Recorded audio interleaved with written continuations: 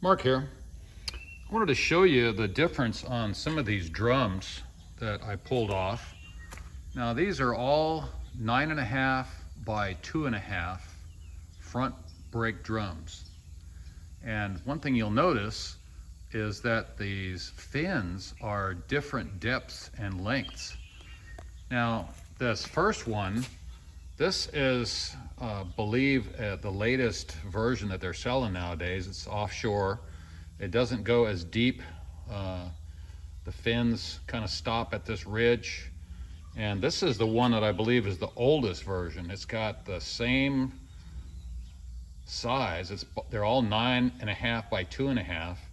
But look how much deeper these fins are compared to the other ones. Now, the better the fins, the longer and deeper they are, the more it has the ability to shed heat, which is basically what we're doing with any kind of braking system.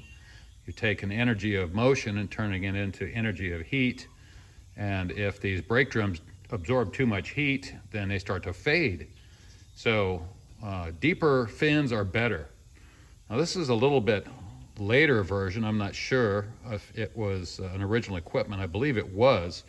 But you see how this comes up, and it seems like it's just not quite as deep. I didn't measure this, but both of these are really good. And then, of course, this is a mate to the other one.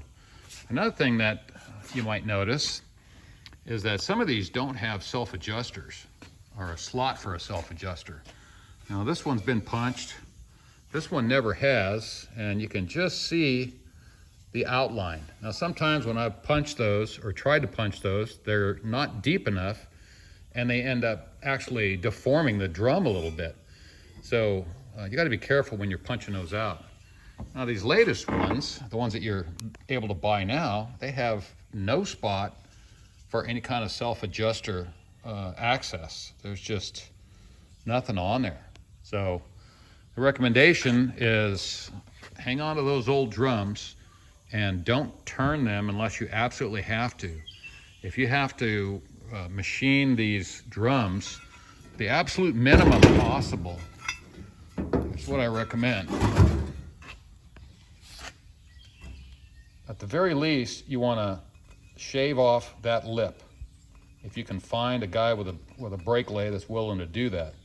And avoid doing any kind of surfacing on this unless you absolutely have to. Now, even this, though this looks like it's rusted out and doesn't look like a fresh machine surface, which it definitely is not, I would still tend to just clean that up with some sandpaper and break the glaze on that. Sometimes when they get on a brake lathe, these guys, they take off so much, and it's just a tough thing to try to get decent drums these days. Of course, these are all for front drums, so I don't expect these will be in real high demand, since the recommendation is to go with front disc brakes.